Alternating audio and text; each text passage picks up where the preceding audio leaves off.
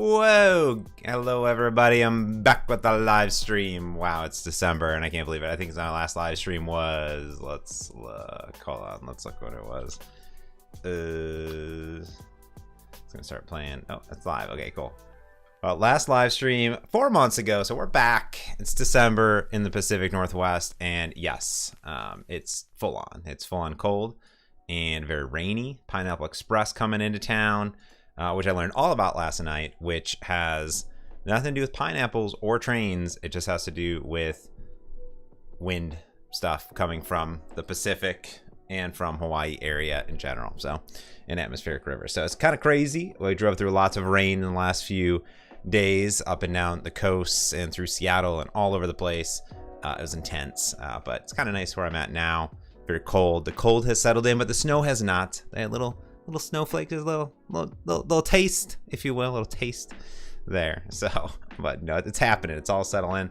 Good to see everybody. We have folks coming in from Mexico, India, Colorado. Oh, I was just talking about Colorado and how I need to go. From Brazil, Argentina, Memphis. We got Germany in the house, Connecticut. So not too bad. So yes, thanks everybody. We got the 100K plaque on the wall. Woo, we did it, which is amazing.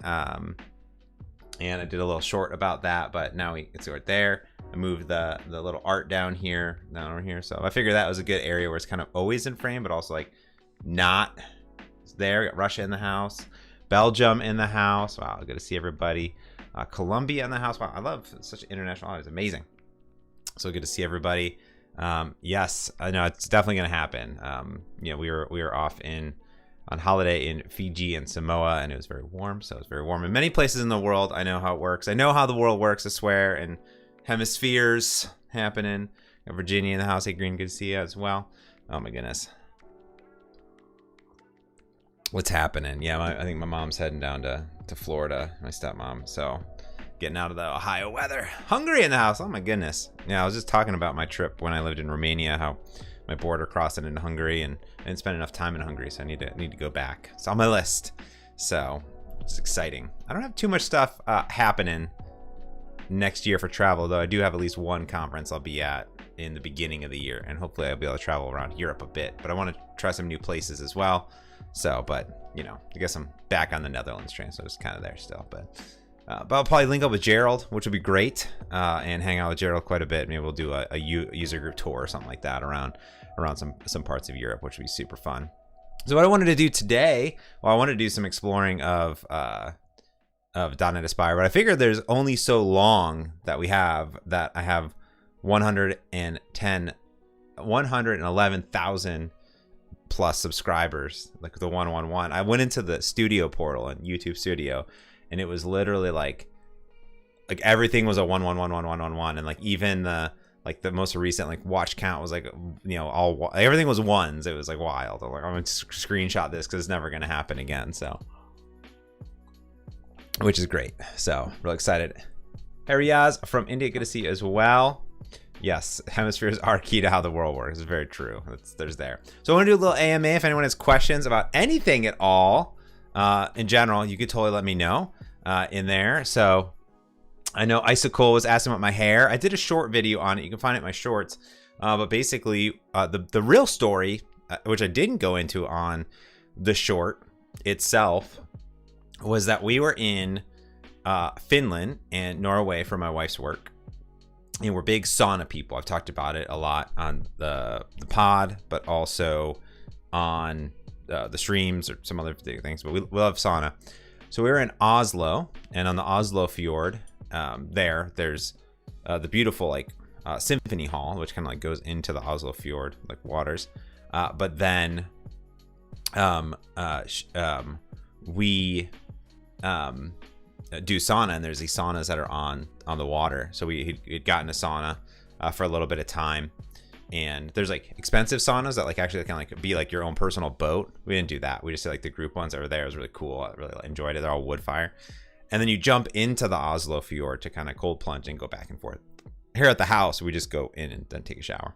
We don't really cold plunge very much. I guess into the 30 degree zero Celsius air is there. But then I jumped in, and my hair kind of got all gross and then back and forth. And I knew we had this bigger actual holiday trip. We're actually going on holiday in Fiji, which we just came from. And I was like, okay, it's go time. But additionally, once I started growing it out, my wife told me about these programs where you can donate your hair. So I wanted to get a certain length. And luckily enough, I had about 12 inches of hair. So I sent that off to a charity in Michigan that creates wigs for kids with hair loss or cancer patients, things like that. So that's all off, and it's all sent in the mail, dried out, and all that stuff is really cool. Let's see other questions here. I got the chat going, so you can feel free to ask questions there. Do I know much about DevDrive? Great question. So that's part of Dev Home, which I guess I probably don't have on. I don't have it here. Store. Okay, so I just set it up on my other machine, and let me see if I have it here. So DevDrive is a bit. I just set it up on my other machine. Let me see if I have it here. Dev Home. Boom. So the first thing you need is, I have it. Yeah, you need to have Dev Home first installed. I thought I have it here. Where's my Dev Home? Dev Home. Where's it at? Where is it at? I don't know why I don't have it on this machine. The extensions are there. Anyways, you get Dev Home. Basically, and you need a certain version of Windows. But what you end up doing is kind of like partitioning a part of your disk that's specifically formatted for special development use cases. And basically it's where you want to put your code and you want to put your artifacts, and the dev drive essentially is an optimized disk partition space, kind of like if you were partitioning space for like a VM that is optimized for development purposes. So accessing code files really quick, it ignores certain things, does certain things like that. So when you're accessing and you're compiling over and over again there. So what I did is I set up a dev drive on my machine, and then I'm pretty sure it's like in the, let me see if I have it in the settings. And then you basically just put your code there. That's pretty much it, to be honest with you. Disk storage, let me see. Do I have it here? Where's my disk? Manage disks and volumes. Yeah, you create a volume. I don't know where it's at. I think I did it on my other computer. Let me see. That's wild. This computer. Yeah, I need to do it on this computer still. So basically that's what you do. So there you go. Cool. Thanks for the support on the videos. Love that. Love these little things. So there's that. Let's see what else we have. What does my wife do for work? She's a software engineering manager. She runs a mobile engineering team at her company. What's the best way to work with secrets in .NET MAUI? Don't put any secrets in your app. There you go. That's your problem solution. Done. It depends on your secrets. I mean, there's several ways of working with it. I had a blog post about like working with like your local.json files. Let me see if I can find that. Let me see if I can drop that in. So that's one way to do it. Let's see, like Montemagno, JSON, Xamarin. So it'd be like the same. There's probably newer ways of. Oh, here we go. Oh, app configuration in .NET MAUI. So that's like one way of doing it, like an app settings.json, like reading the stuff from your disk, and then you can like bring in like configuration binders and JSON readers and things like that. So that's like one way of doing it. Of course, that needs to be checked into your source code, there. So like, you would maybe inject it somehow during your CI/CD pipeline, for example. It's usually how I do it. So back in my day, I just had like a constant folder, and then like I would ignore certain things, and then I would put those in. I think there are like, I think Dan Siegel has like a NuGet that can help like automate some of that stuff as well out there. So that would be that. Let's see. Carl asks, do you miss Win 8 Metro UI? No, not really anymore. I would say no. I would say I don't even miss the Windows 10 UI, to be honest with you. I would say I've progressed on to the Windows 11 UI at this point. Yeah, I mean, pretty much. I think like if you go back to like the tile days and the live tiles and all those things in there, I think that was a really awesome look. I really enjoyed it at the time, but I don't know if it really aligns too much just as like industry changes and design changes. I mean, even though like the iOS home screen necessarily hasn't changed, still a grid of icons, but there's things throughout the operating system that have changed. So I think when I'm in Windows 11, you know, to me, it really much more is kind of like just how I kind of expected at this point. I'm gonna put a little AMA logo up here. Check this out. AMA. Boop. And that, boom, I put a little AMA logo. So yeah, to me, man, I'm good. You know, I think even with like Visual Studio, the new like, you know, look in the preview, I really enjoy. Just, you know, looks a little bit more modern, more fresh. So that's how I'm into it. Yeah. So anyways, feel free to ask any other questions that you may have in the chat. Any questions about any topic, anything at all. I'll try to answer. So far I've answered everything, so that's good.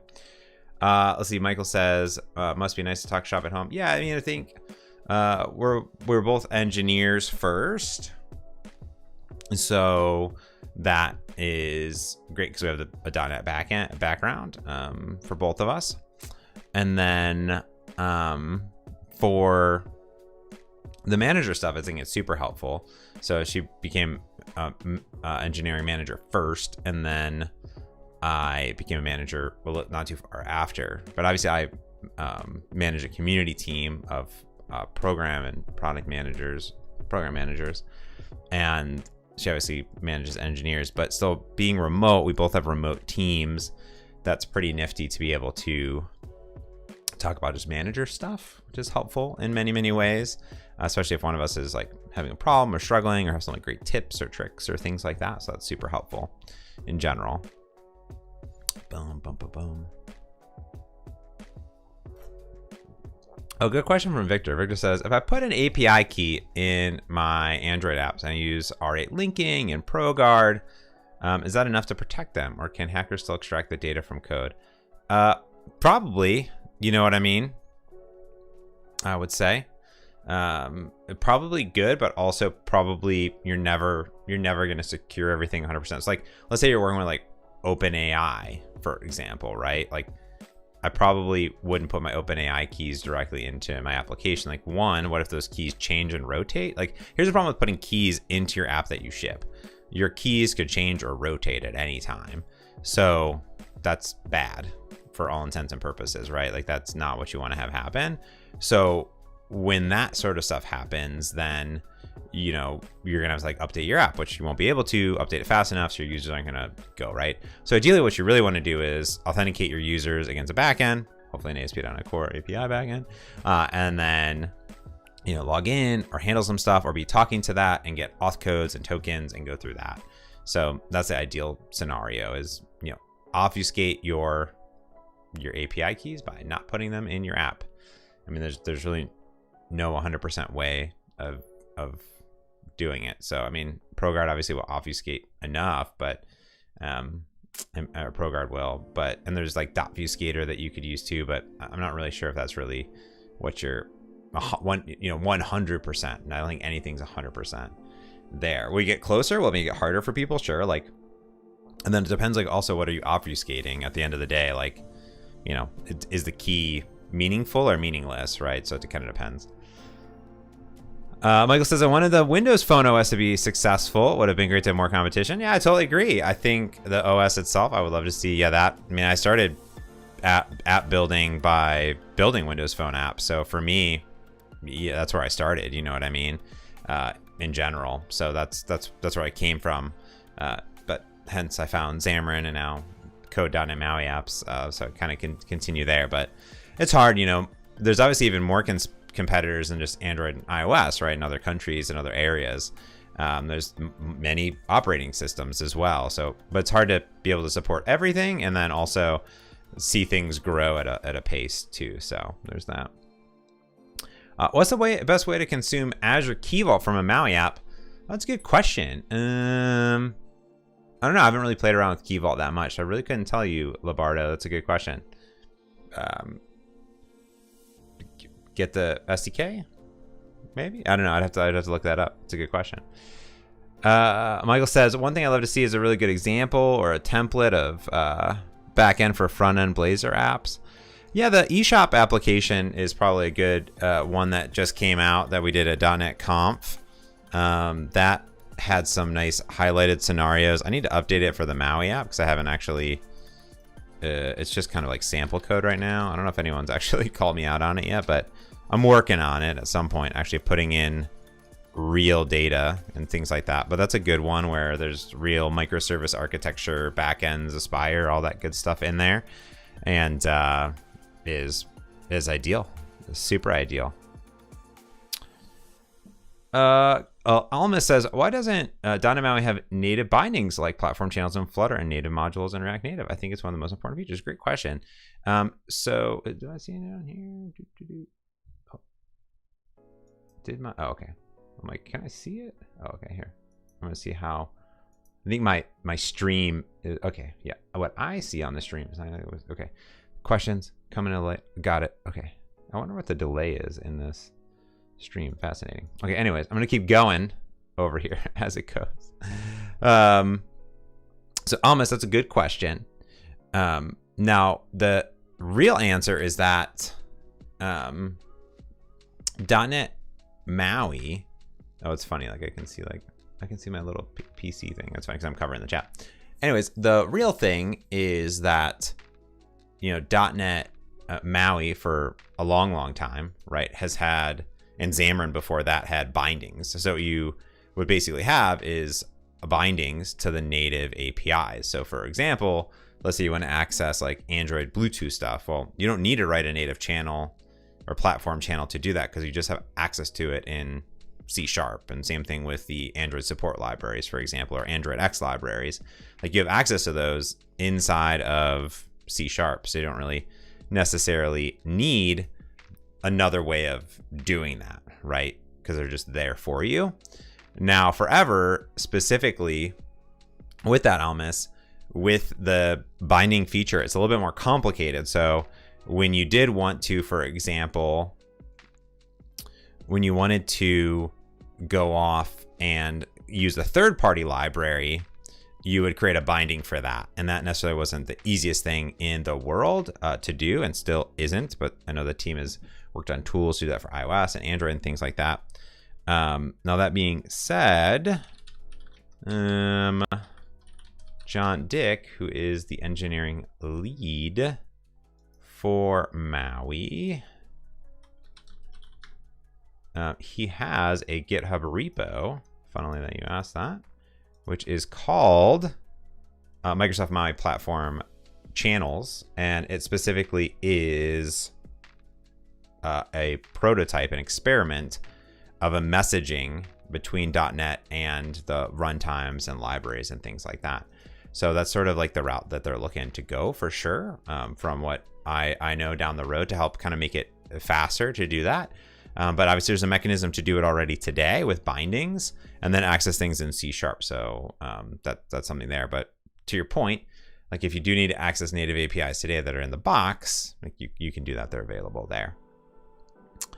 Let's see. Carl asks, thanks for your opinion. Have you started working on .NET 9 yet? Well, I have not installed. I mean, I have installed .NET 9 just for fun in general, but there is work already done. So like when you go to the GitHub repo, it's github.com/.net/installer. Let me look. Is that what it is? No, it's / oh, it is. Yeah, here you go. Yes. So when you go to /installer, you'll see that there is the alpha channel for the runtime that's already available. So .NET 9 is there. So there's like builds of it. I don't know what's in it or anything like that, but it's there. But you know, planning for those releases happen like way in the future, right? So they're all, you know, done. I mean, Frank and I had a podcast, Merge Conflict, which you can find on YouTube, all about .NET 9 in general. Like it was before .NET 8 came out, and we were just kind of joking about that in general. But you know, I think to me, you know, it's always moving forward. So there's always new versions and things. So it's all set up from there. Labarda says, can I make a video? Yeah, I'll try to like take a look at it. That'd be probably pretty good to go from there. So there, but yeah. Let's see what else we have. Some good questions there. Blah, blah, blah, blah, blah. It says Blazor and .NET 8 allow server-side and WASM in the same app. Yep. Will it be necessarily two different connections? What's the best approach to do? I think the idea is based on, Fabio, is really just based on like what type of apps you're looking for and the interactions. I'd definitely recommend watching the .NET Conf keynote and also the Dan Roth session afterwards about Blazor and all the new stuff there. I mean, the idea is that there's a lot of great use cases when you just need, you know, local rendering done.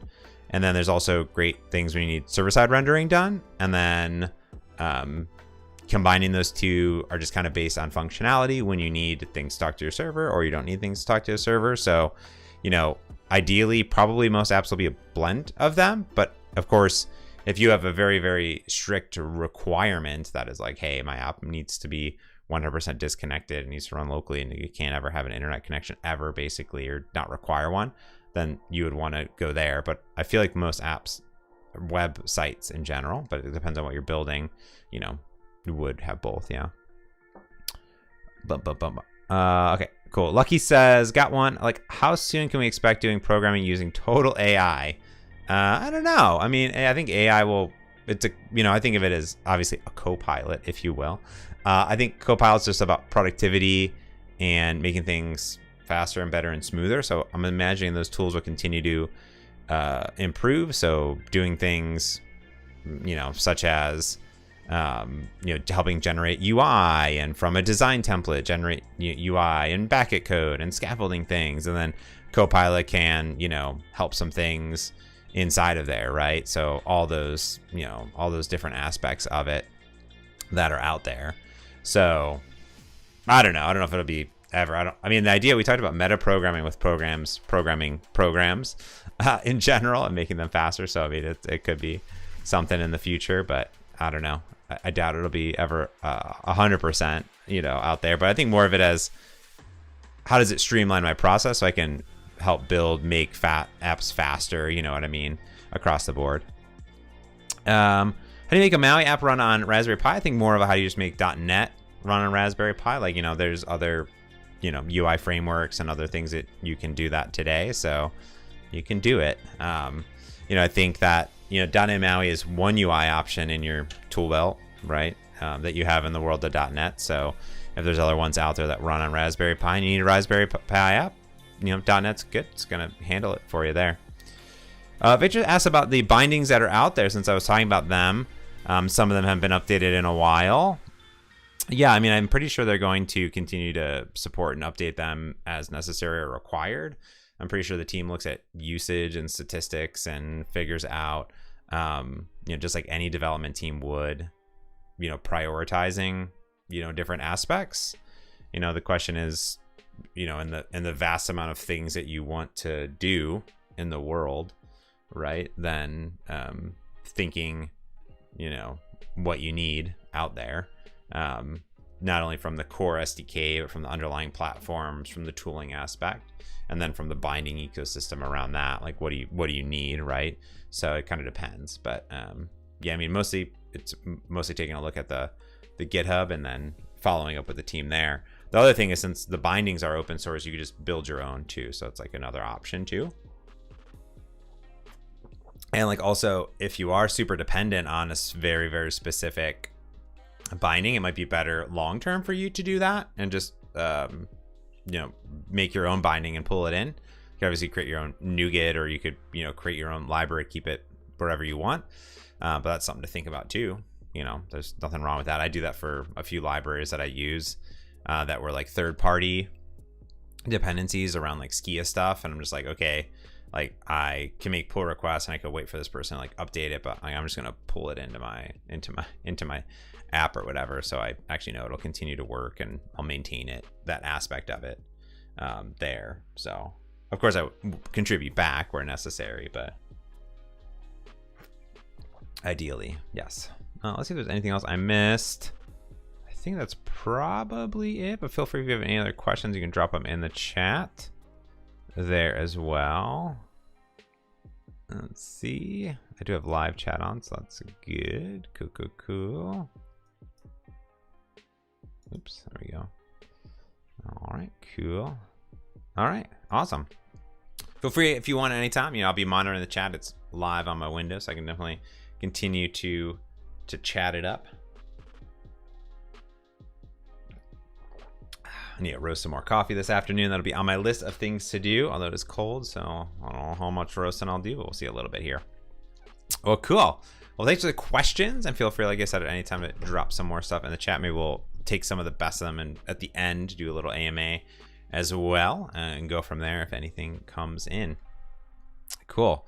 Well, the thing I wanted to do most today was do a little exploring of Aspire inside of here. So I'm just going to pop over to my desktop. Let's see if that works over here.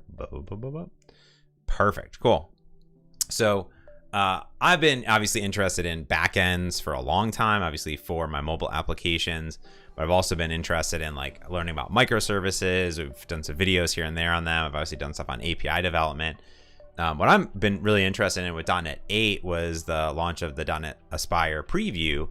And it's basically an opinionated like cloud stack to help make your applications and microservices and cloud native apps, observable, distributed, and kind of help wire things together. So instead of having to figure out all the different things that are out there, you can easily sort of add, different storage options like Postgres or a SQL or a Redis cache, or you can add a RabbitMQ client to it.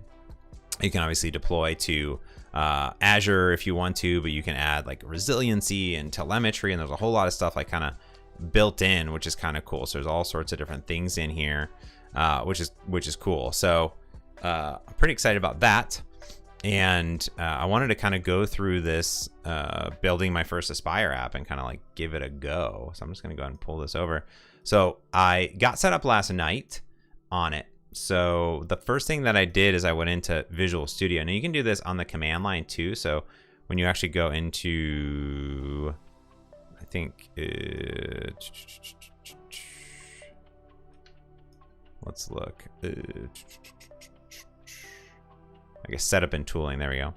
So you can use it with VS or the .NET CLI. So you can use VS Code if you want to, but there's some integrations into the Visual Studio with 17.9 preview.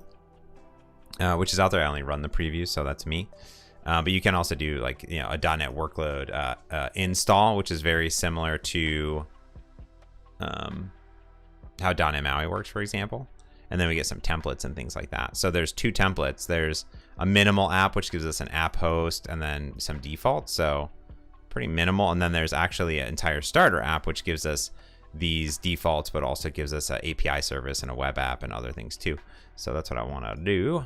Let's see here. So I'm going to go into, first was inside of Visual Studio, and under ASP.NET here, there's actually a .NET Aspire checkbox, which is pretty cool. I also installed the Copilot extension too. So I have like the Aspire SDK, which is nice. And I'm just going to launch this puppy. Oh, I already have one open. Do I have one open? I do have one open. Cool. Boop. All right, cool. So let's do that. And then I'm going to create a new project. Will there be a VS Code extension that brings the same types of Aspire integrations? I'm not sure. I think it started here with this, but I could imagine there being more things coming. It's in preview right now, so it's just actually, just started. So it's very, very early on right now, and I know the team's iterating on stuff as well. So it's a good question though, Michael, for sure. Let's see. So here we have under Aspire, we have the .NET Aspire project template, which is an empty Aspire app, and then also a starter app. So I think you can just add this one to an existing app as well, and like kind of bring that in and then link some things together. I think Fowler showed that off, but here's the Aspire here. So this gives us a back end and a front end, and optionally Redis cache for caching. So I'm just going to call this, I guess, Aspire app 1. That sounds good. And here we go. Cool. Now I did install Docker, so I have my good friend Docker over here. Docker desktop here. So we can configure the setup of the application to use Redis for caching. This requires Docker to run. So we're going to check that. So let me go ahead and do that here. All right. Create. I haven't done this yet, so it's kind of my first time going through to see what happens out of the box. And I just updated everything last week. I hadn't turned on my computer in like 4 weeks, probably 3 weeks, 4 weeks. So I was like, whoa. So yeah, it looks like I even have the old UI. How do I get the new UI inside here? Or do I have the new UI? No, I have the old UI. How do I have the, how do I turn on the new UI? Because I think there's also, oh, interesting. I'm pretty sure I have the, oh, maybe that's on in the next release. The new UI. See, at work I have like internal builds of like new stuff, you know what I mean? So that could be it too. So not 100% sure. Oh man, I was hoping I could get the new.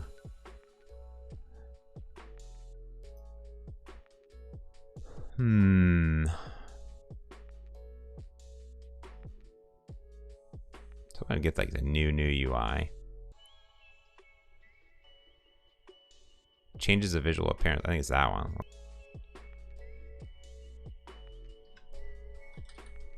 I'll have this here. Boop.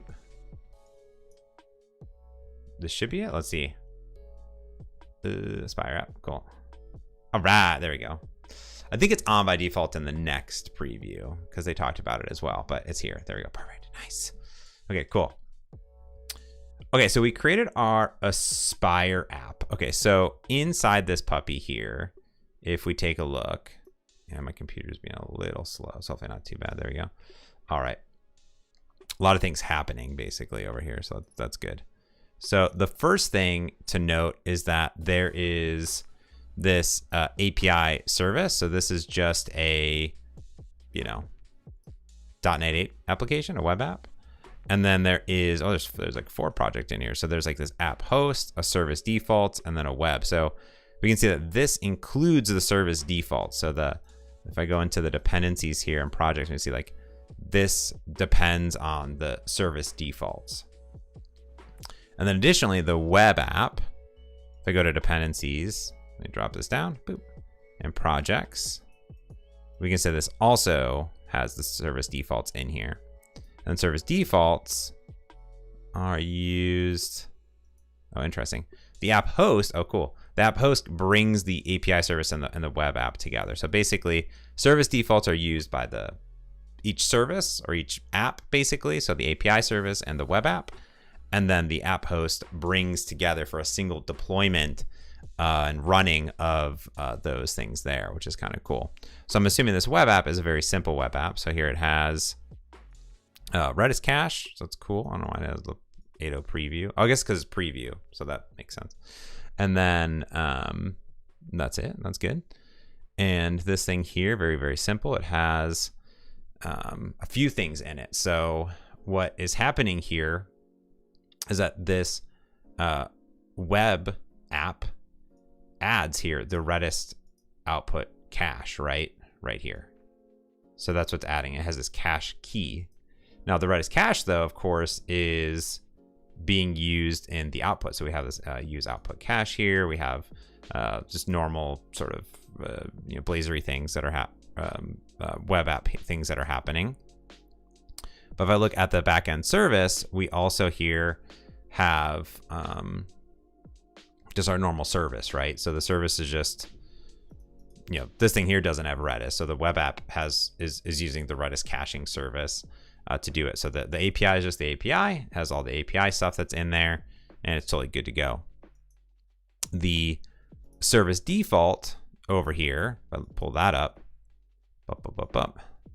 this thing is basically going to orchestrate, or the service default, sorry, it's gonna basically manage configurations that are used. So coming in and saying, okay, like, hey, here are the service defaults use open telemetry, health checks, add the service discovery automatically.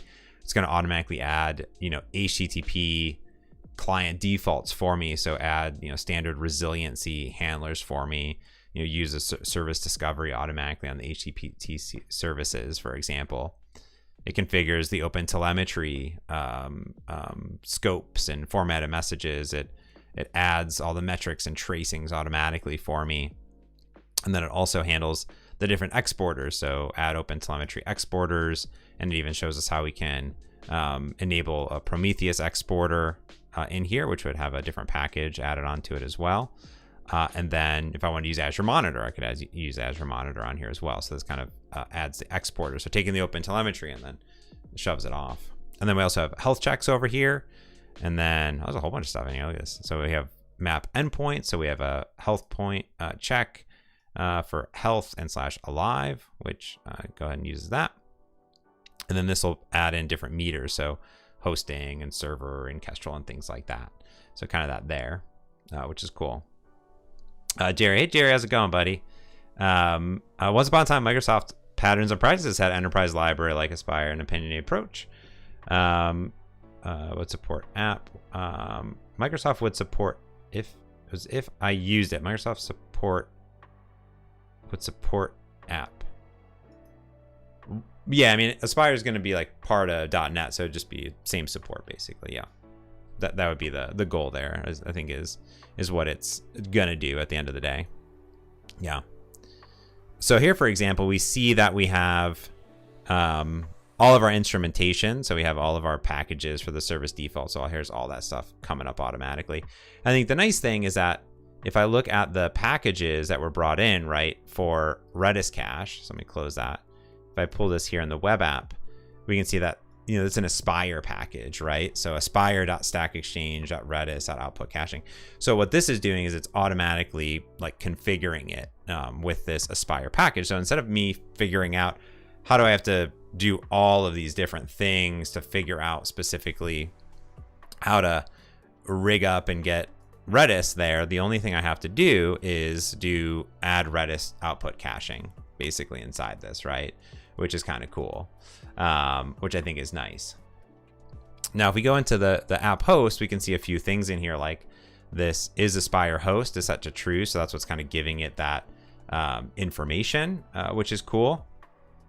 And if we go into the app host itself, remember it's kind of has reference to the service and to the web app. So it's a very minimal app that's inside of here. So what this is saying here is, hey, app host, this is a distributed application. So again, there's two apps that are being built up here. So this is similar to that generic .NET host or web API host, XYZ inside of it. And then we can see here, this is using and setting up the Redis cache container. So here, this is the container that's going to be set up when run. And again, if we go over here, this is setting up the Redis cache output. So this key, this cache key is what is defining that automatically for me, which is kind of cool. And then there's a few things that it's doing. So it's saying like, hey, add this project. So this is kind of like a project dependency graph. So, hey, I'm going to add a project to my distributed application. And the first one I'm going to add is the app service and give it a key of app service or API service, sorry. And then I have another project, which is my web front end, and that is going to reference the cache and also reference the API service. Now, this is what is going to basically enable that service discovery automatically. So when this runs, it's going to figure out everything for me automatically, right? Which is really, really cool. Because if you look again at this program here, check this out. After we add Redis cache, we add into our front end an HTTP client, and we have a weather API client. But here we can see that the base address is API service. So this API service is the magical key that is being used here to find the reference projects, right? So that's how it knows. Yeah, so Michael asks, how does Aspire know what the project is? What project is the front end? What if you had multiple front end projects? Right here. So if I could zoom in a little bit more here, let me do 250 for us. There we go. So we can see that it uses these project references here. So that's how it knows, Michael, is that add project automatically says, this is the project I'm going to use, and this is the key. So it's a kind of a key dictionary there that it has automatically for us. So that's how it is bringing it together. So it's assigning those together like a automatically there. Tushar says, these can be done manually as well. Yep. These can be as well over our full app. Or is this a better path to go, or stick with Kubernetes? Well, I'm not a microservice expert, and every application is different. So based on what you need, and of course, Aspire is preview. The first preview just came out, or maybe second preview now, maybe first preview now. So obviously, it'll continue to go. So take a look at it and see if it, I put a link in the show notes. You can just go down there, take a look at it, and see if it sort of, tickles your fancy, basically, But if you think about it, the .NET Aspire is doing the orchestration, all right? And it's going to automatically configure the connections between the app, right? So that's where we have these three keys. So web front end, API service, cache. Go into my backend, we have the cache, we have our API service, and it handles it for us automatically. If I go into, for example, my app settings here, for these, for my host, there's nothing here. For my service defaults, there's not even a file in there. Here I have app settings. So there's, nothing here, right? So it handles that configuration for me automatically. My API service, same thing. So just like, allowed host, just like for cores and stuff. So we have this all set up. So it's pretty much not a lot in there, right? So these names are what are configuring the service automatically to handle it. So that's what it's doing. So if we look again inside of our weather front end over here, that's what we end up seeing is we see add service defaults. So that service defaults is going to go look, and it's going to go in and it's going to figure out specifically how to call in to the service over here. And the service defaults is the one that's going to add open telemetry, add the default health checks, add service discovery, configure the HTTP client to use the service discovery automatically, and the standard resiliency handler for us automatically, which is really, really cool. So it adds that all automatically in the backend, basically, which is nice there. So yeah, so if I have this project, is that if I run it over here, now notice that I'm running the app host and I'm not running necessarily the web app or the API, because the app host knows how to orchestrate these two together, right? Which is cool. So if we have this here, it's going to now build up and then deploy. So this should deploy our backend and front end all at the same time. So let's go ahead and pull this up here. I get my hosts going over here. There we go. Cool. So this is cool. So the first thing is that when I run this app, I actually get this dashboard showing me where each of the apps inside the orchestration is running. So again, I'm deploying the Aspire dashboard over here. So you may have seen this in some of the demos, but what you can see is that this is sort of like it's kind of like my Docker stuff, for almost kind of in a way, right? Like it's kind of that, but it's like I guess I have a cache container running, but my apps aren't in containers, right? So I do have a cache container over here, and we actually can see that this pulled the latest Redis image here. So there is a container. So when I did Redis, like that is running inside the container for me automatically, and I can see my Redis image here, right? And over here, let me go and pop this down a little bit. It's a little bit big, so let me get a little tiny bit smaller. But we have endpoints, we have the cache here, all that stuff. And then I like this is using the Fluent UI for Blazor. This is a Blazor app, which is kind of cool inside of here, there. And this orchestrator is what is going to communicate between the two. So we can see over here, we have the process ID, we have like where it's at, we have the two endpoints here. This specifically is going to be like the environment variables So here's like all the environment variables that were configured for me automatically. Now we didn't see any of those, but these are the ones that are there. So you could obviously override those if you were deploying this to Azure, for example. And we have all these different schedulers, logging, URLs, environment variables. It has this like really nice UI that's built automatically. Same thing here for the web front end. So we have like our, you know, our back end here. So we can see here's the local port that was set up. Here's our connection string for the cache that was set up automatically for us. And then we have our service strings as well. So here's our different API services that are running, and it knows how to parse those and figure those things out for us automatically, which is quite cool. So these are all like the environment variables. And then I can also look at the logs. So here, for example, I have all the different logs. So this is given to me with my Aspire orchestration, which is really cool. Yeah, and like Michael says, not having to deal with the API endpoints manually is pretty awesome. So that's cool. So we have logs, we have container logs. So here's the cache container, and you can imagine you add more onto this, right? You add SQL Server, you add a Postgres database, you add these other things inside of it. You kind of get this here. But let's go ahead and just go to the API first. I'm just going to open that, and then I'm going to go into this here. So there, yeah, here we go. So we just have a /weather forecast, and if I go in and if I refresh this over and over and over again, it's just going to give me new weather, right? Because the backend isn't caching anything; it's just, you know, doing it automatically. Just hitting the API. If I go into my Solution Explorer, I have my program over here, and we can just see that, yeah, we have one endpoint, and it's just doing stuff, right? Which is cool. Which is nice. And then we have our front end. So this is just a Blazor app, and we have a counter. So that's cool, of course. And then we have our weather. Now the weather is hitting the back end, right?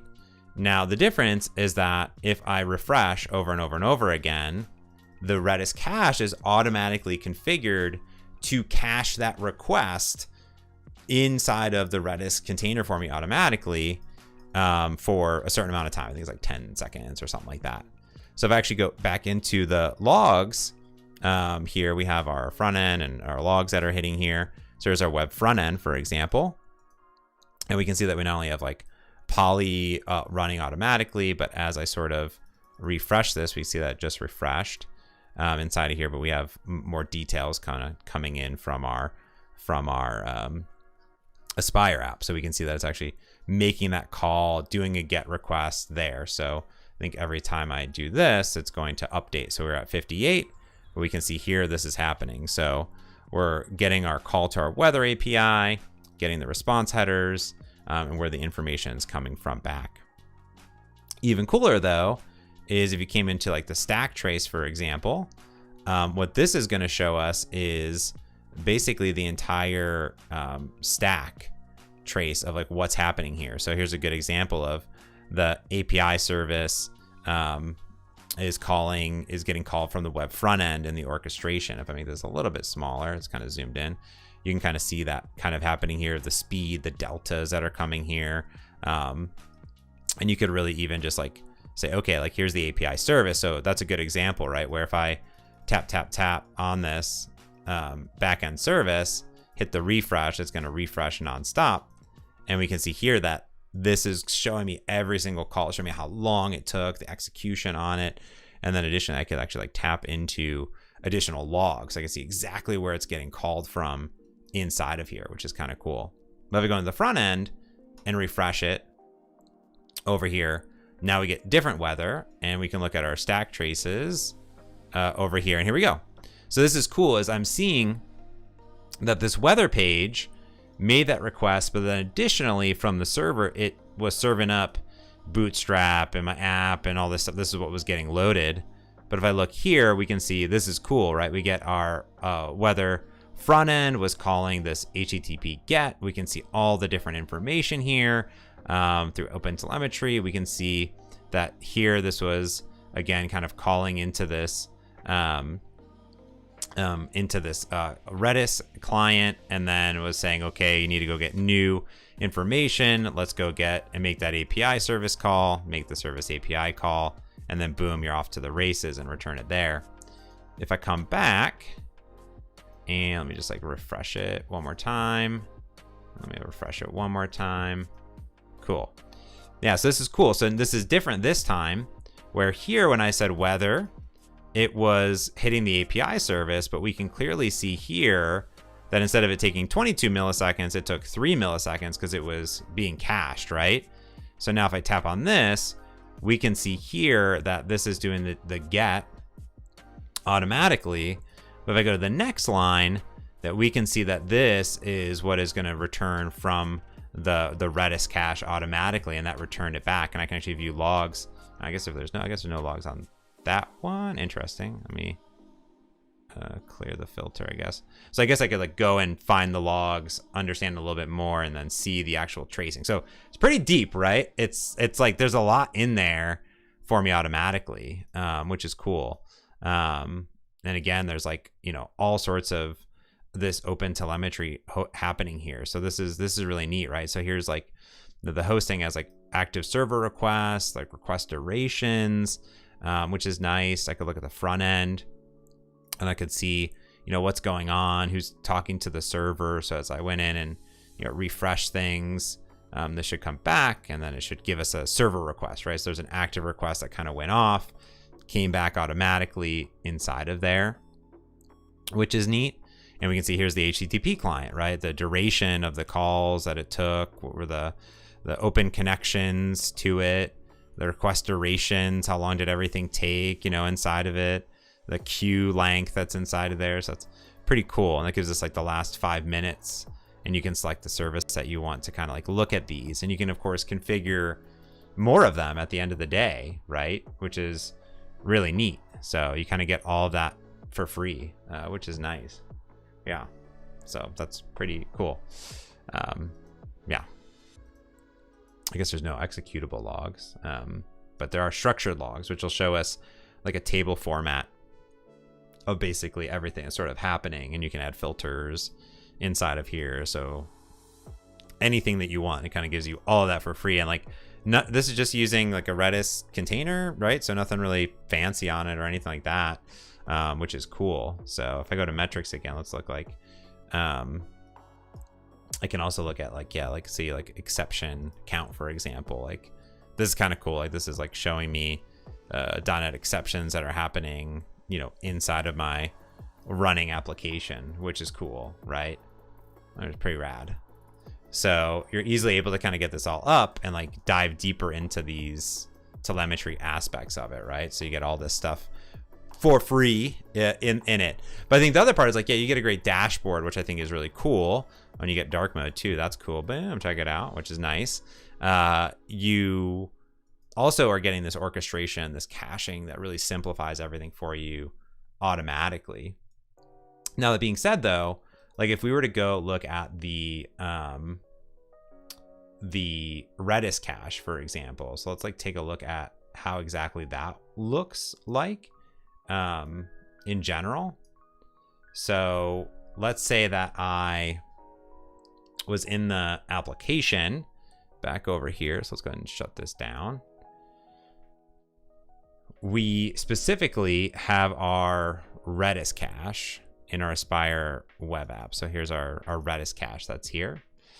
And if I go back over into our Blazor app, which is this one, right? And I look at the page and I look at the weather, here is what you're gonna see, right? So the first thing is that the Microsoft ASP.NET Core output caching is setting a duration, okay? So that is one thing that's happening there automatically. So that's kind of what is pulling that down for us there, which is kind of nice.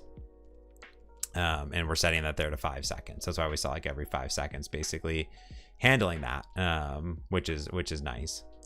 And if I wanted to, for example, I could, is there a date time on this? Let's do this, right? So to kind of prove that this is happening, let's just add like let's add a thing up here and say weather, and then I'll say I'll say time of response at date time.now, for example. Let's see what that does. So now let's say I run this over here. Bum, bum, bum, bum, bum, bum.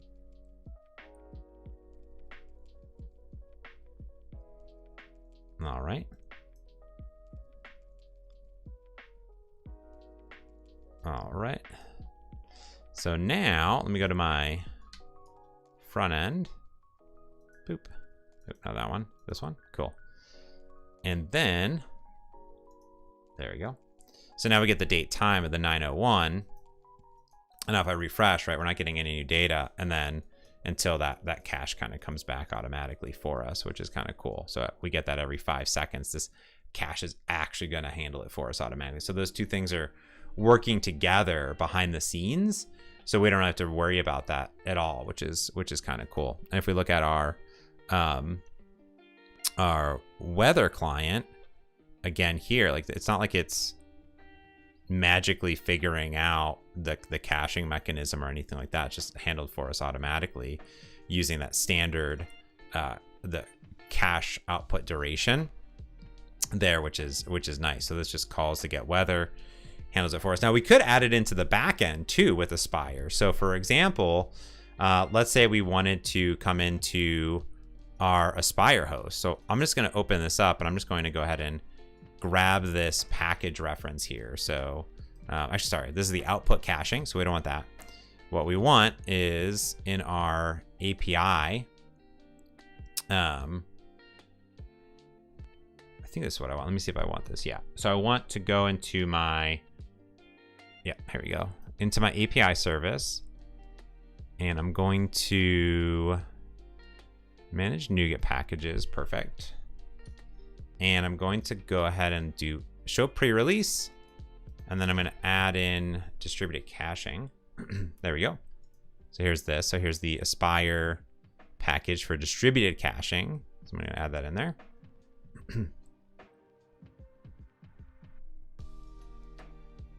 All right. And again, this under the hood is going to add like all the things that I need basically for it. All right. That should add it in. Now in my app, I'm going to go in and I'm going to say, should just be able to say builder.add Redis distributed cache. Give it the cache key, just like that. All right. Now from here, inside of my weather forecast, I should be able to say, give me an I distributed cache. I'm going to say cache. I'm going to change this code a little bit. Now what I'm going to say is if, oh sorry, var, I'm going to grab the cached forecast out of here. Okay. And I'm going to await on cache dot get async. And I'm just going to give it a key of forecast. There we go. All right. And I'm going to say if, for example, this is, I was going to say is not null, which is interesting, but I'm going to say is null copilot. You don't need to get too fancy there. So I'm going to say first here, let's do this. There we go. I'm going to return that there. So if it is null, right, do that. Else, what I can do here is I'm going to say, okay, like here, just go off, return it automatically for me. You know, if it is null there. Now, the only difference thing that we need to do is that we have the weather forecast. Okay, that's here. What I need to do though, is I need to come in and say, await, and I'm going to say cache.set async, right? And then I'm going to say forecast there. All right. And I think what I need to do here is actually not what Copilot's recommending, but I'm looking at the docs here. And I'm going to go ahead and I'm going to copy in this code, I think, because it'll be a little bit smoother for me. There you go. Boop. I think I just want to see. Yeah, there we go. So I'm just going to go ahead and use the JSON serializer. I'm going to serialize out the forecast, and then I'm going to give it here a expiration of 5 seconds, for example here. So I'm just going to give it that, which is good. So basically setting the cache. So this will expire after 5 seconds. So if I refresh after 5 seconds, it should expire automatically. Else, here, if it is null, if it's not, I'm going to say return, and then there we go. And let's see what I need to do. I'm going to deserialize this, and I don't know if I need to get string. This already is a byte array. Interesting. Copilot being too fancy for me. Well, actually, let's see. What is this returning? This is returning a, just array of things back to me. Yeah, so I think I can just put in a, let's look.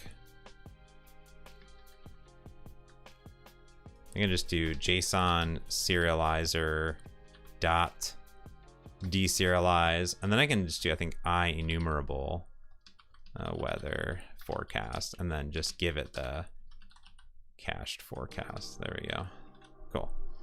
So pretty much all we're doing is adding a little caching layer. So we're saying, hey, get the forecast. I'm gonna have breakpoints here. If it's null, go ahead and grab the forecast, cache it for me automatically, then done, right? Yeah, Michael says, I'm surprised the cache service doesn't have a overload cache as an object where it internally serializes. It might actually. I'm sure there's probably some magical helper inside there, right? Could be. So now there's other thing that I need to do though, right? Is I'm using the cache here, but if I go into my app host over here, if I look at this program, remember there's like, you know, this with cache, with reference, right? So the front end's using a Redis cache reference. This is using a Redis cache reference. So what I can do is I can say dot with reference here, and then I can say cache. So like use the same caching mechanism, cache API here, back in front of it, and then here we have the same cache that's happening here, right? So it's doing it for us automatically, which is nice. So now ideally, if I run it, let's see what happens. I should, if I had a breakpoint there,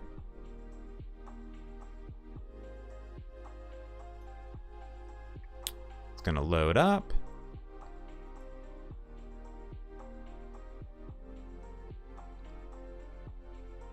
There we go. Okay, I got the app running over here. I'm gonna go into my API service first. There we go. All right. So it hits that first breakpoint for us, or should. I don't know where it's broken at. Did it break? Oh, okay. I don't know why it did. The breakpoint didn't come up, but weird. I don't know why the. Oh, here. Oh, there it is. Okay.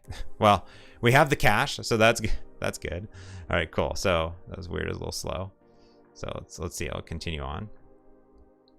So let's see. It's gonna refresh again. There we go. So now our there we go. Our cache is null. Now it's back. Right there we go. Michael says you've seen that before. It seemed like the first time I didn't do it, maybe because the multiple debuggers are being done or something like that. There's that. So now see how after 5 seconds the cache is null, right? So boom. Now we have this coming back here as well, which is it. Now the question is like, do you want to cache the front and the back end? It kind of depends, right? If I came back into the front end app, you know, inside of here, and I went to the weather, you know, now this cache is null. So it's going to, there might be different timings, basically, if you had multiple clients going inside of here. But then now the difference is that you should, I'm going to remove that breakpoint. There we go. So here's like what you really want to do is go back into the app, and what you want to have is like this, which is, I'm going to add do this here, put this over here. And like what we should see is like if I refresh.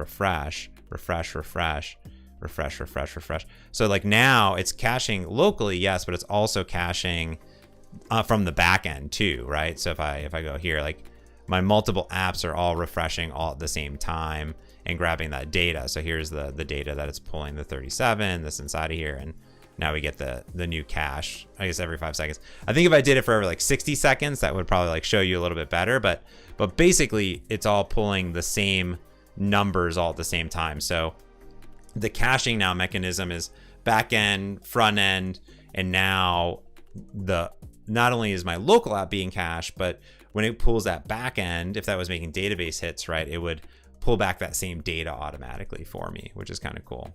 So that is neat, basically, at the end of the day.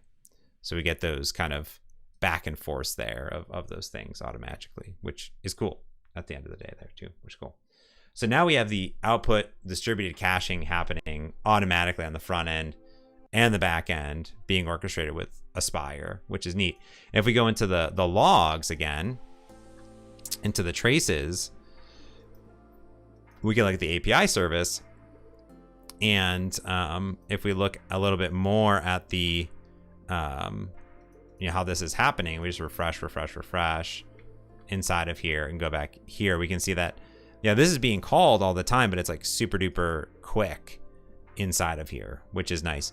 Now, I think the difference would be is if, you did need to make like a database call, right? And you said like await task dot delay, and we said like, it's going to delay like 5 seconds. Okay. So this is where this comes in nifty, which is now if I go in and I refresh this, I'm not sure if that hot reload actually did it or not. Let's see. There we go. Let's see if that worked.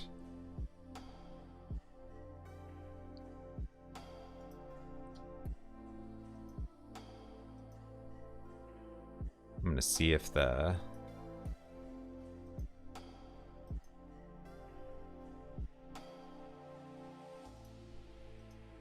There we go. So that should hit that, and that should take like 5 seconds, right? To actually like hit that again, and then comes back, returns that stuff for me automatically. So now, like when I hit this again, right, it's going to be, should be,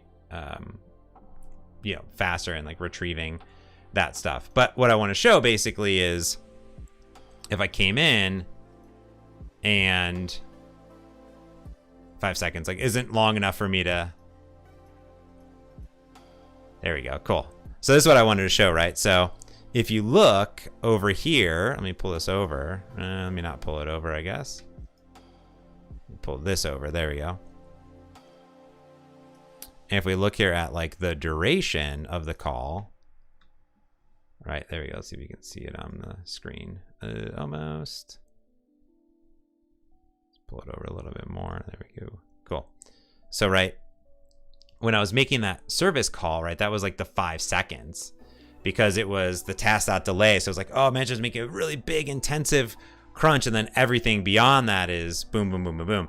And that's important because if you do want to cache the back end and the front end accordingly, you're going to make that kind of responsive application happen automatically, which is pretty cool, which is all cool. Now, one thing I want to try, I'm going to remove that, task.delay in there. No one wants that. You should not just put random task.delays in there. The one thing I wanted to try, which I think is neat, is obviously Aspire apps can be kind of deployed anywhere, right? There's no like Azure bits inside of this thing at all.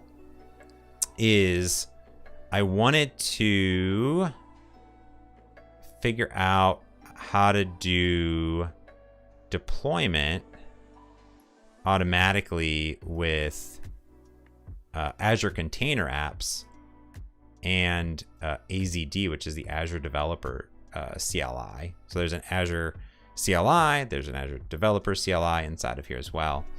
So I think the only thing I need is to, let's look, install the Azure Developer CLI. So let me see here. Let me see, do I have WinGet? Does everybody have WinGet? Let me see here. If I go into my terminal. Oh yeah, I do have WinGet. Okay, cool. So I'm just gonna install Microsoft AZD. I never WinGet anything before, so that's cool. Do I agree? Yeah, I totally agree. Boom, cool. All right. Rad. That was easy. Cool. All right.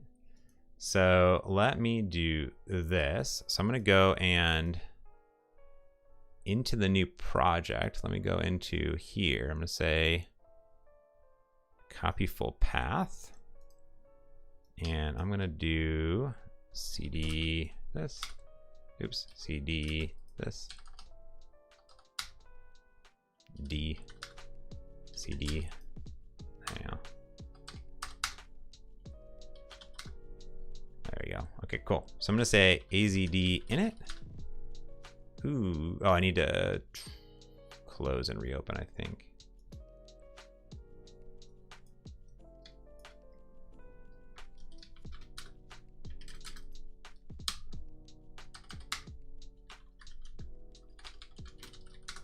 There we go. Perfect. Okay, cool. So this is kind of cool. So I'm going to initialize AZD, which is the Azure Developer CLI. And how do I want to run it? So I just want to use the current directory here. This is going to scan the app code for me automatically. Let's see what it finds. So let's see here. So a few seconds, going to scan the app.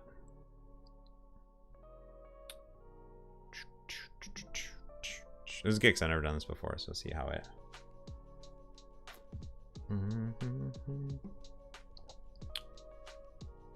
Cool. All right, we'll see if y'all have any questions as well.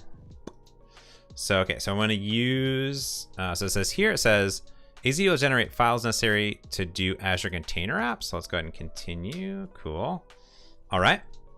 So here, this is saying, select an option, confirm continuing with the app. By default, a service can only be reached from inside a container app environment. Selecting a service will allow you to use it outside. Which service to expose to the internet? Well, yeah, I probably want to expose the web front end. There we go. That's what we want to expose to the internet. So I'm going to say, okay. Ooh, new name for the environment. So I'm going to call it Mott's Aspire 001. There we go. All right, cool. So it gave us some files. That's cool. So let me go into my repository here and let me just open up. Let me add a infra folder. Let me say add existing item. Let's see what we get. So we've got Azure. Okay, cool. This has me giving me like all these things here. So I think I can do, I'm just going to open. Oh, cool. This gives me like, how do I see the,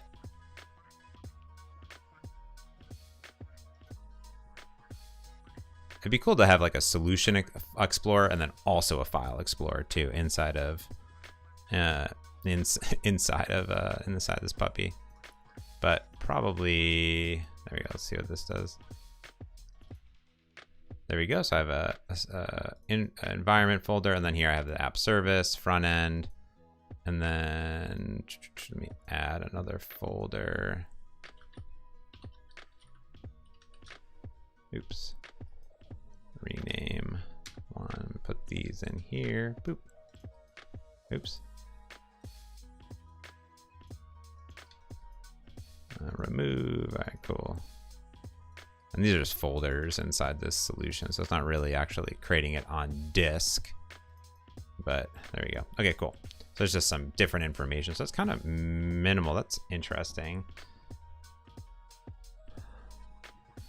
Yeah, what did it create? I'm actually interested in like open folder. Oh, it created this azure.yaml. That's actually what I need to put in there. Let me remove these from here. Let me remove. I was like, what is it actually doing? Oh, it's actually, it added the azure.yaml. Oh, perfect. Okay, cool. Oh, interesting. So this is, it's like, oh, this is interesting. It's like app. Here's the app host. It knows it's .NET. It's container app host. Easy peasy. Cool. Wow, that's amazing. Cool. All right, cool. Let's see what it's going to do here. So the next thing we want to do is do the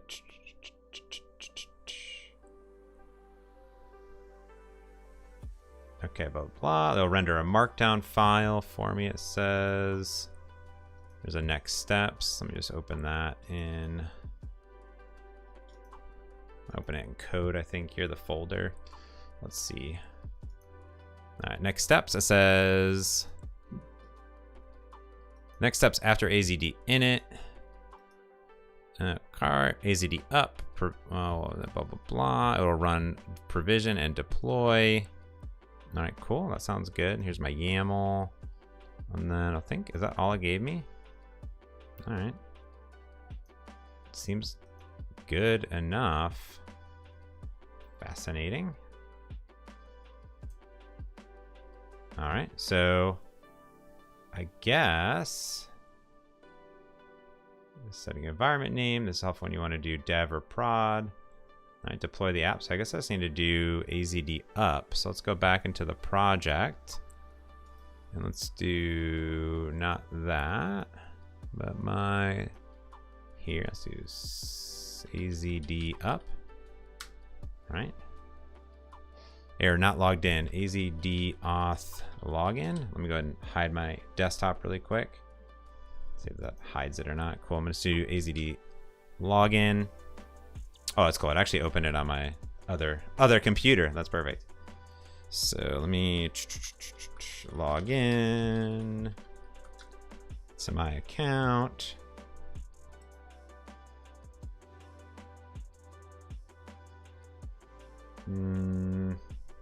Authenticator.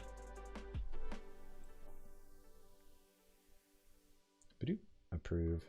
I'm logged in. Dope. Okay. Bam. Awesome. I'm logged in. All right, cool. So let me do AZD up. The sun's starting to come in, which I like. So let's go. Okay, so now it's going to download the bicep files that it needs for me automatically with AZD up, which will help the deployment process. And I guess listing account reauthentication to log in. Interesting. Let's switch from tenant. Pretty sure I did that. Let's see.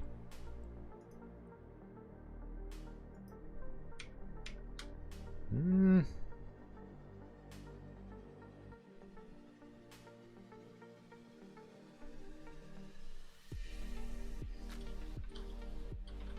have to look at my Azure account. It's been a second. Uh-oh. Okay. Let's see. Switch directory. Ooh. That's definitely correct. Default directory.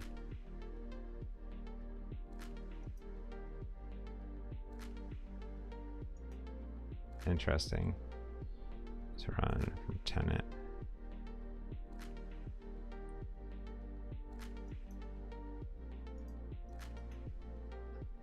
Oh, I think I have like a policy thing maybe I need to do. I have my like Microsoft stuff like linked to this thing. I should probably create a new Azure account that is not.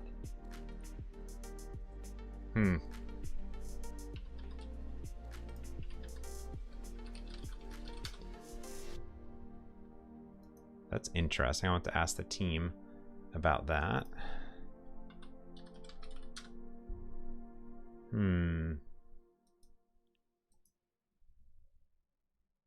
Switch directories. Oh, here we go. Okay, cool.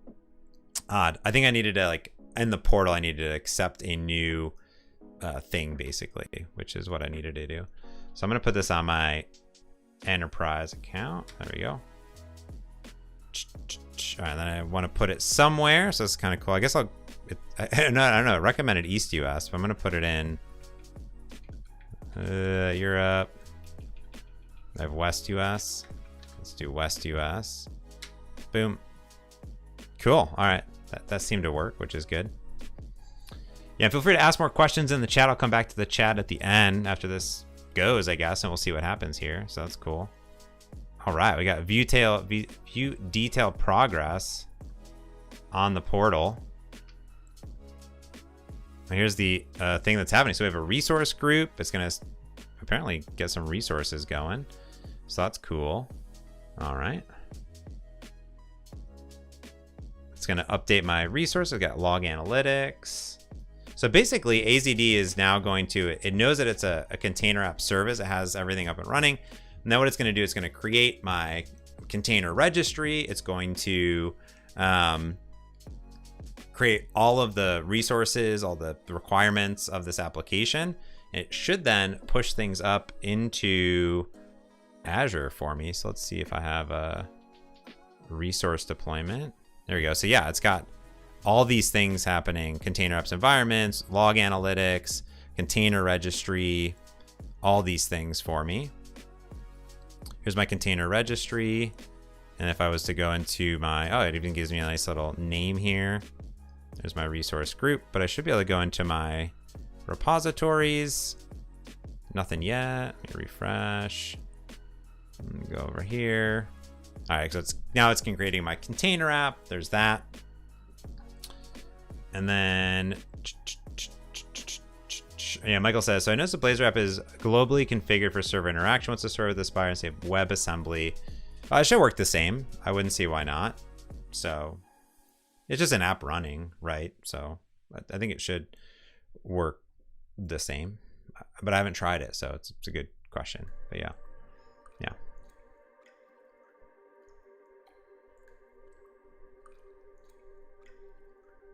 There we go. So we got the container app for the cache. So the cache container was pulled in there. So that's cool. And now it's going to deploy the service. So it's going to publish my apps, right? So it's going to publish everything. Oh, can't remember credentials. Oh no. Okay. Admin per docs. Oh, admin is disabled. Interesting. Okay. Okay. I must have... The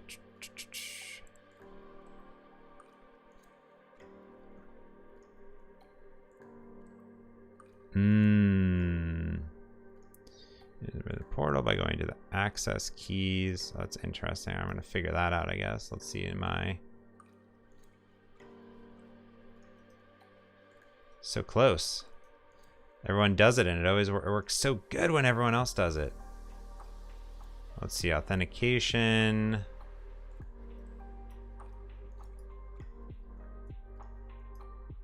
Enable, okay.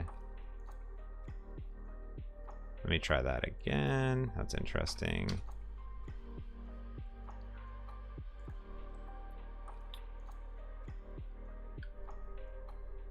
This is good. I'm like, here.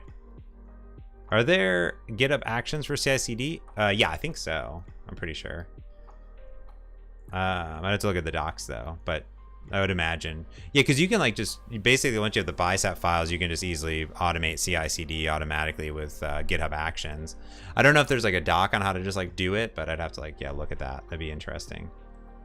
In general, I think I did it on the right thing. Let me see. I'm assuming I just added it on my container registry, so I'll have to see if that's. I'm assuming that's what it wanted to do. So we'll see.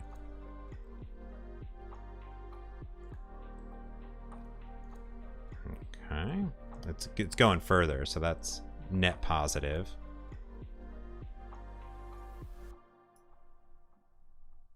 That's good. I'll send this there. Mizzou, I'm going to come back. Let me see. I'm going to, yeah, after we deploy this, I'll have a little bit of time here. So as it's deploying, let's see what else we have inside of here. Take a look here. Bring on. Pratam asks just about low code and no code technology spreading fast. So what will be the future of .NET Core, C#, things like that? Well, I think there's a place for both. I use tons of low code, no code solutions, all sorts of things in general, every single day. But then I also have like a lot of applications. So it really depends on what you're building and finding the best tools. I think more than ever, it'll be a blend of things, right? Where you need to not only just power, like Power Apps, for example, has a connector specifically for .NET APIs automatically to configure it, which is really, really neat. So, that's definitely there. Michael is asking, how does Aspire know about the front end project? If you have multiple front end projects. So specifically there, it would know, because if you go into your app host here, you would just add another project. So this would be like your admin front end, your blah, blah, blah, right? Things like that. So you would add multiple in there, and then you could say, okay, the front end also has a reference to the cache, to the API service XYZ. So that's how it would know there automatically, which is cool. Jerry asks, is Spire basically the lessons learned from large successful customers building .NET, then wrap to make it easier, or is Spire a net new way of building distributed apps? No, I mean, I think that, Glenn in the keynote for .NET Conf really gave a good example of like where Aspire came from. And basically there's huge projects at Microsoft, Bing and Exchange and all these apps that are used by hundreds of millions of sometimes billions of users at scale with .NET at Microsoft that you're using every day, like powered by .NET. So those teams built a bunch of things, and then obviously .NET team built a lot of things for different distributed things as well. So things such as Project Tie and like all these different integrations for the SDK and all these packaging things. So the interesting part is what they ended up doing is kind of got together there and did lessons learned, looked at how to like smooth that out, how to package it up, but also look what the community was building and what other customers were building outside of Microsoft, and said, okay, like how do they package that all up together into a scalable, more opinionated mechanism for doing that. So it's sort of a bit of what it is at the end of the day there. So looking at how to scale those out and give best practices along the way. Yep. I agree, Michael. I'm just going backlog, so I'm going back and forth here. So not having to deal with API endpoints is manually is pretty sweet. I agree. There, I like that. Yeah, there's some very nice logging things like kind of there. Michael says, I actually thought it was a .NET Code first version of Docker first, but I guess it's not quite like that. No, it's not. No, it's just containers and things, and then running applications. Not everything has to be in a container necessarily there. Oh, cool. All right, so here we go. We have our front end and our back end, and I'll continue on with the questions here. So here's our application running. We have our weather here. It's loading for the back end, and this should, there we go, get our back end data. Zoom in here, and I should be able to refresh there, and then eventually we get new data coming in. Maybe I have that 5-second delay in there still. I'm not sure, but there we go. So we get that cache level in there, which is really, really nice. Going in, come back. Then it's going to load the data because it's a fresh one there. But again, it's actually going to hit that back end and then pull back that data for me automatically. So boom, I have all that up there, which is nice and easy deployment.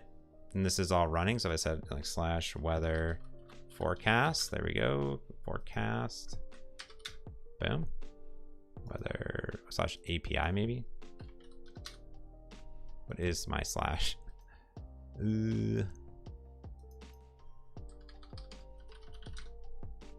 Oh, it's not accessible from the outside. That's right. Remember we said don't make it accessible externally.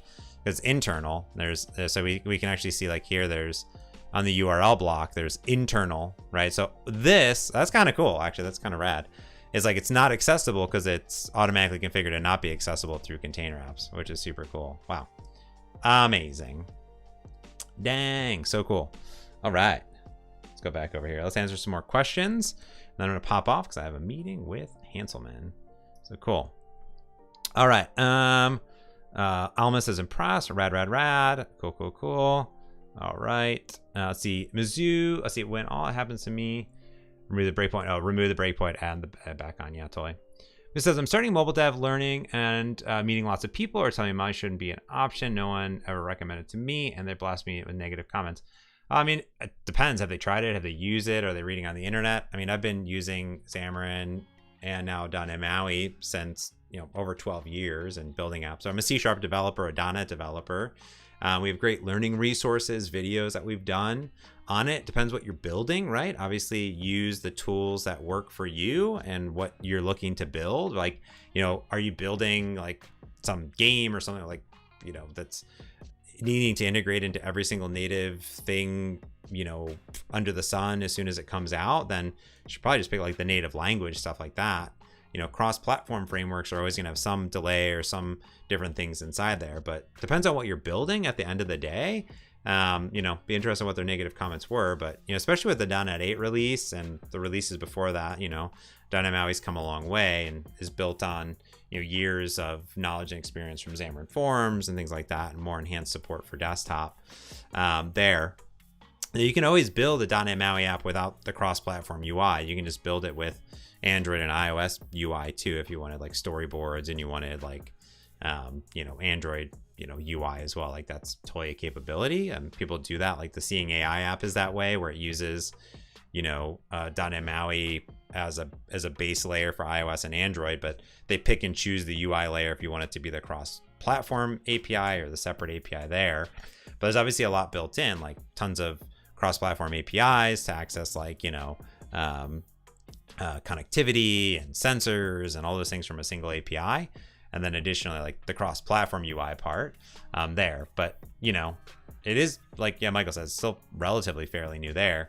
Now, inside the .NET world, though, there are like lots of options. And Michael points out, or Robert points out, like there's obviously Avalonia, and there's Uno, and there's .NET MAUI, and there's like the native UI aspects of it. And there's other ones out there to pick there. So it kind of depends on, again, on like what you're building. But I think also, like, William is a great example here too. So thanks for calling that out, William. Is like, there's also Blazor Hybrid with .NET MAUI, which is like if you're a web developer, you can leverage Blazor and web UI inside of a .NET MAUI app, and then still exactly get access to native APIs. You can mix and match, you know, UI between web and native inside there as well. So we have tons of great videos.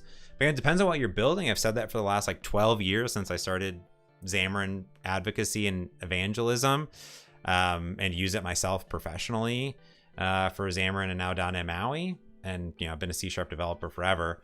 Obviously, one of the main benefits as well is if you are, you know, building, you know, other applications, whether it be a Blazor app, a desktop app, a API backend, is that you get to use the same tools, same technologies, same things in general. So kind of depends on what you're building, but, you know, like anything in general, there's, you know,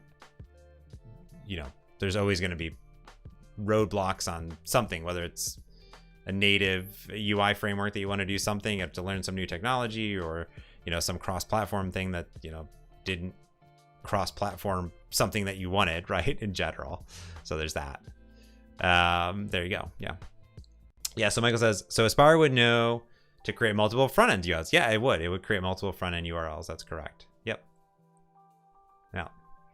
I want some ice cream too. I had some ice cream last night, some low-carb ice cream. Michael says, one of these days I want to figure out how I can make an app with Swift UI for the UI and .NET for the business logic. Yeah, it's not quite possible. Like there were some like Swift, some experiments to do that, but it would probably I don't know what it would require. Something inside of it, yeah, in general. But there were some experiments for something like that. I mean, it could be possible with like some WebAssembly stuff somehow. That'd be really fascinating to do. But yeah, I'm not 100% sure. Yeah. Let me see if there's a .NET Aspire docs for CI/CD. I don't know if they have a deployment. I don't see anything for the GitHub stuff yet.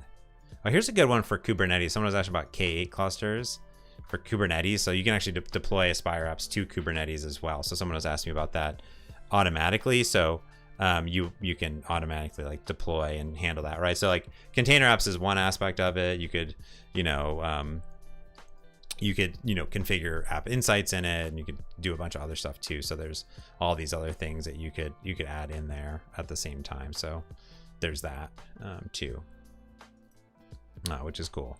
Yeah, I'm interested in, I'm assuming though, like, once you have the bicep files and everything from AZD, it should be as easy as just doing that. There's a key bolt component. I think that's the kind of the cool part, is like if you actually end up going through the documentation, you see here there's like a getting started, and talks about service discovery and health checks and whatnot. But you have like, storage. Here's how to connect, a blob storage component, this storage. There's databases, right? Here's how to do a Postgres database, Postgres with EF, SQL database, Cosmos DB, right? And then there's like, here's messaging. So here's, you know, Azure Service Bus or RabbitMQ, right? So you're kind of in control there. And here's like the Redis cache, right? So there's caching and output caching and distributed caching. And then you kind of get these options. And here's the component breakdown too. So you have all these different components that are out there that are Aspire based, but you know, there's obviously going to be like third-party packages as well. So that's kind of cool too. So lots of cool stuff. All right, I got to go boot up my other computer. Thanks everyone for hanging out. And hopefully if this is your first Aspire experience like me, we figured out some cool stuff at the end of the day and we got things deployed, which is rad. We ran into a few stumbling blocks. I blame myself, but then I'm not sure about this credential thing. So I got to ask Brady about that. That's for sure. See what I need to do. So I don't want to demo it and then run into problems. Brady. All right, cool. Well, thanks everyone for tuning in. I'll keep this up. It'll be live on my YouTube. Thanks for subscribing and thanks for helping us get this sweet award over here. Really appreciate it. And of course, for watching videos there. Mahar says, is Blazor Hybrid a good option for Android development? Sure, there's tons of apps built already with Blazor Hybrid, and if you're doing Blazor stuff based on what you're building, it might be perfect for you. So, yes, this is great. There we go. Michael, thanks for all the great questions as well. Thanks for everyone else for tuning in and hanging out. Really appreciate it. I hope you have a great Friday, great weekend. Maybe it's already the weekend almost where you're at, so that'd be cool too, based on where you're at in the world. So thanks everyone for the great questions. Feel free to reach out to me on Twitter X. And we'll talk to you later. I don't know, maybe I'll do a holiday special or something to kick off the new year. Let me know what you'd want to see. Just hit me up on Twitter. All right, talk to y'all later. Bye.